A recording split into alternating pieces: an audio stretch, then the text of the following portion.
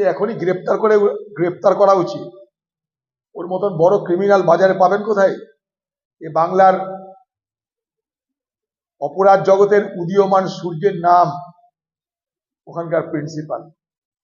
এখানকার বাংলার অপরাধ যে জগৎ, সেই অপরাধ জগতের উদীয়মান সূর্য মধ্য গগনে বিরাজ করছেন, তার নাম মিস্টার সন্দীপ। এবং তার পিছনে বাংলার মুখ্যমন্ত্রীর প্রত্যক্ষ পরোক্ষ মদত অবশ্যই আছে। আমি দায়িত্ব নিয়ে কথা বলতে পারি। সবকিছু হয়েছে প্রশাসনের নজরে থাকার সময়। আজকে উনি বুঝতে পারছেন বিপদ আসন্ন। আজকে ওই ভদ্রলোক বুঝতে পারছেন বিপদ আসন্ন, তাই তিনি আরেকটা নাটক করে আইনের সাহায্য নিতে চাইছেন। আইনকে বুড়ো আঙ্গুল দেখিয়ে যারা প্রতিদিন আইন ভেঙেছেন, আইন ভাঙতে ভাঙতে আজ আমাদের ঘরের মা বোনদের নিরাপত্তাকে কেড়ে নিয়েছেন।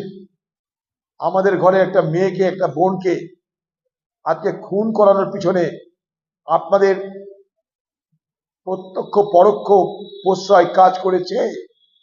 সেই সময় দাঁড়িয়ে বিচারকের সামনে জনতার দরবারে আপনাকে বিচার করা উচিত। তা না করে আপনি নিজে আইনের সাহায্য নিয়ে বাঁচতে চাইছেন, আপনি বাঁচতে পারবেন না। আইন এত দুর্বল নয়। আইনের হাত থেকে আপনাদের মতন অপরাধীরা বেশি দিন জেলের বাইরে থাকতে পারে না বলে আমি দৃঢ়ভাবে বিশ্বাস করি। আপনাদের জেলে যেতেই হবে। ব্যর্থ রাজ্য প্রশাসন নিজেদের পুলিশকে যারা রক্ষা করতে পারেনি, কিভাবে আশা করছেন এখানে চিকিৎসকরা কাজ করতে পারে? প্রধান বিচারপতি বলেছেন। এর থেকে আর অপমানের লজ্জার কি থাকতে পারে? পশ্চিমবঙ্গ সরকারের যিনি নেত্রী, তার যদি কোনো লজ্জাবোধ, অপমানবোধ থাকে, তাহলে বিচারপতির এই কথা নিশ্চয়ই তাকে অপমানিত করবে। পশ্চিমবঙ্গে যা কিছু ঘটছে, আরজিকর মেডিকেল কলেজের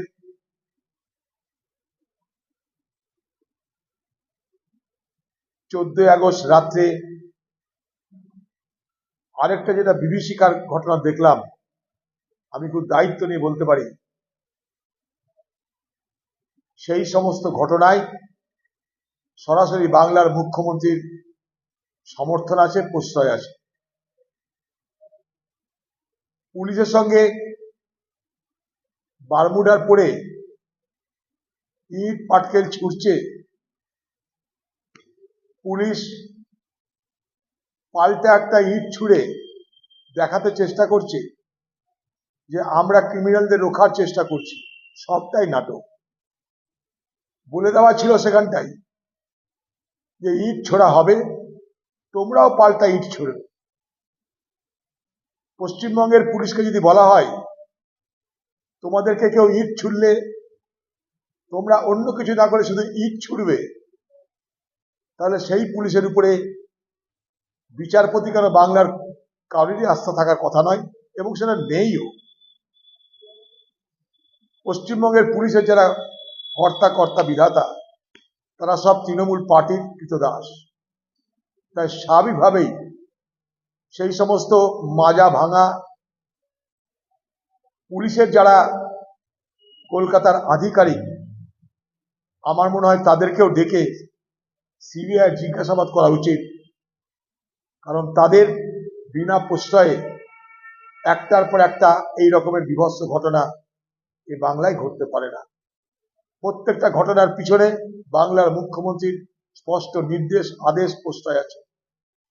এই যে আরজিকর কলেজে যেভাবে ছাত্র ভর্তির নামে টাকা খাওয়া, যেভাবে হাউসিং, যেভাবে স্টাফ রাখার প্রক্রিয়া, ইন্টার্ন নেওয়ার প্রক্রিয়া, তাদেরকে পরীক্ষার আগে কোশ্চেন দিয়ে পাস করিয়ে দেওয়ার প্রক্রিয়া, আরজিকর কলেজের মধ্যে যত রকমের নোংরামি, একজন পুলিশ মন্ত্রী হিসাবে, স্বাস্থ্যমন্ত্রী হিসাবে বাংলার মুখ্যমন্ত্রী তা না জানার কথা নয়।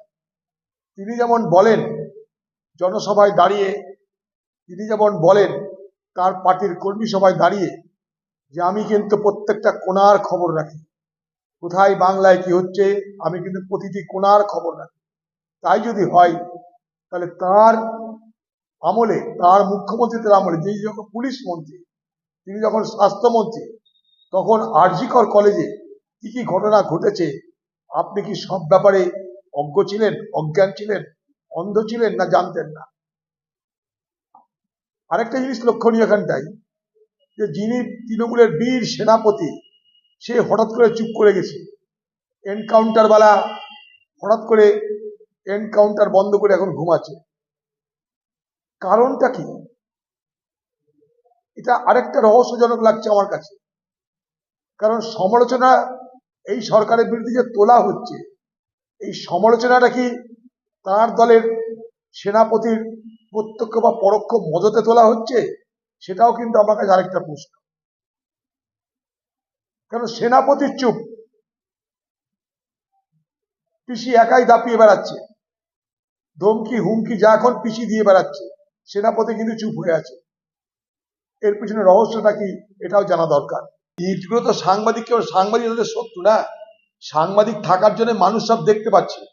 সাংবাদিকদেরকে টার্গেট করছে পশ্চিমবঙ্গের পুলিশ বাহিনী পর্যন্ত। পুলিশ বাহিনীর চোখে সাংবাদিকরা চক্ষুশূল, দিদির চোখে সাংবাদিকরা চক্ষুশূল। কিন্তু সেই সাংবাদিকরা যখন দিদির প্রশংসা করে তখন দিদি হাসে। সাংবাদিকরা সত্যি কথা বলতে গেলে দিদির গায়ে লাগে, আর গায়ে লাগার জন্য সাংবাদিকদের বিরুদ্ধে বদলা নিতে চাই। সাংবাদিকরা আজও এ বাংলার বিবেক, সেই বিবেক জাগ্রত করা আমাদের সকলের দায়িত্ব। সাংবাদিকরা আছে বলে আজও আমরা সত্যকে সত্য, মিথ্যাকে মিথ্যা বলে আমরা চিহ্নিত করতে পারছি। সাংবাদিক থেকে সত্যি করবেন না দিদি। এই সাংবাদিকরা ছিল বলে আপনি মমতা ব্যানার্জি হয়েছিলেন। যখন আপনার উপরে হামলা হয়েছিল এই সাংবাদিকরাই আপনাকে দেখেছিল টিভিতে, তখন সাংবাদিকরা ভালো ছিল। আজ আপনি যখন মানুষের উপর হামলা করছেন, তখন যখন সাংবাদিকরা নিরপেক্ষ দেখাতে চাইছে, তখন সাংবাদিকরা আপনার দুশ্মন হয়ে গেল। আপনার ডিকশনারিতে শত্রুকে আর মিত্রকে নতুন ভাবে লিখতে হবে। उम्मीद तो है कि सीबीआई जरूर कुछ ठोस कदम उठाएंगे और जितना हो सके सुरक्षा उनके हाथ में लगेंगे। बंगाल के आम लोग, खासकर महिलाओं ने बेतहाशा इंतजार कर रहे हैं ये नतीजा देखने के लिए, और कड़ी से कड़ी सजा वो दरिंदों को मिले, इस ख्वाहिश के साथ बंगाल के सारे महिलाओं ने, सारे मतलब सारे महिलाओं, चाहे वो महिला टीएमसी पार्टी के हो, ये महिला कांग्रेस पार्टी के, ये लेफ्ट पार्टी के, कोई भी पार्टी के, बंगाल के हर महिला वर्ग चाहते हैं कि दरिंदों को सख्त से सख्त सजा मिले और ये सजा एक नजीर स्वरूप पेश किया जाए।